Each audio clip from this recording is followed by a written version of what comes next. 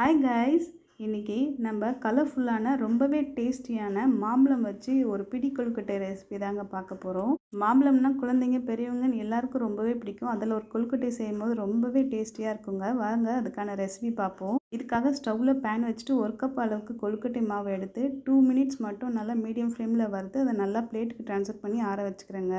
இப்போது அதே பேனை ஸ்டவ்வில் வச்சு 1/2 ஸ்பூன் அளவுக்கு நெய் சேர்த்துட்டு 15 முந்திரியை குட்டி குட்டியாக நறுக்கி போட்டு கலர் நல்லா பொன்னிறமாக ஆகிற வரைக்கும் ரோஸ்ட் பண்ணிக்கிறேங்க.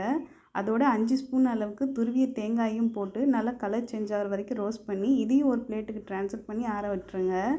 அதே பேனில் 1/2 ஸ்பூன் அளவுக்கு நெய் சேர்த்துட்டு நம்ம மாவு எடுத்த கப்பு இருக்கு இல்லைங்களா, அதே கப்பில் 3/4 கப் அளவுக்கு மாம்பழம் எடுத்து மிக்சியில் அடித்து பியூரியாக சேர்த்துக்கிறேங்க.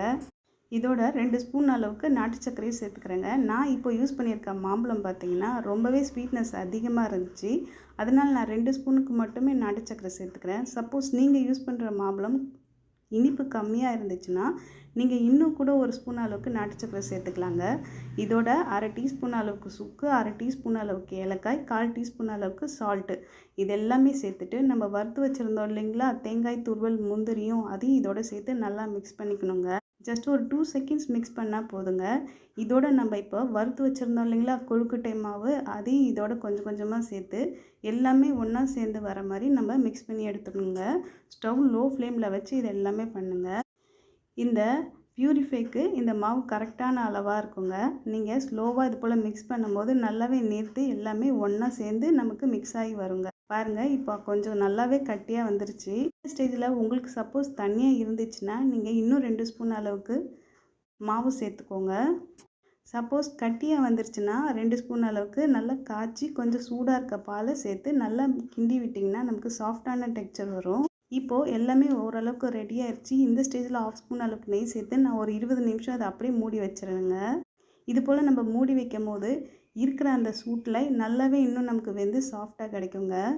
பாருங்கள், நல்லா 20 நிமிஷம் கழித்து கை பொறுக்கிற அளவுக்கு மட்டுமே சூட்டில் இருக்குது. இந்த ஸ்டேஜில் நான் கொஞ்சமாக கையில் நெய் தடவிட்டு நல்லா அழுத்தம் கொடுத்து எல்லாத்தையும் பேச ஆரம்பிச்சிடுறேன். பாருங்கள், கையில் ஒட்டாமல் மாவு நல்லா கட்டியாக வந்திருக்கு. இதுதாங்க கரெக்டான பக்குவம். இந்த ஸ்டேஜில் கொஞ்சம் கொஞ்சமாக கையில் நெய் தடவிட்டு நீங்கள் பிடி கொழுக்கட்டை பிடிக்கிற மாதிரி எல்லா மாவையும் பிடிச்சி எடுத்துக்கோங்க. நல்ல ஒரு ஃப்ளேவரோட சாஃப்டாக குக் ஆகி வந்திருந்ததுங்க. இதை ஸ்டீமரில் வச்சு 10 மினிட்ஸ் மட்டும் நல்லா ஸ்டீம் பண்ணி எடுத்திங்கன்னா நம்மளோட ஹெல்த்தி அண்ட் டெலிஷியஸான மாம்பழம் பிடி கொழுக்கட்டை ரெடிங்க. இதை ஸ்டீமரில் முடிஞ்சதுக்கப்புறம் உடனே எடுத்து சர்வ் பண்ணாதீங்க. அப்படியே ஒரு 1/2 hour விட்டுட்டு அதுக்கப்புறம் எடுத்து சர்வ் பண்ணிங்கன்னா ரொம்பவே சாஃப்ட் அண்ட் ஸ்வீட்டாக இருக்கும்.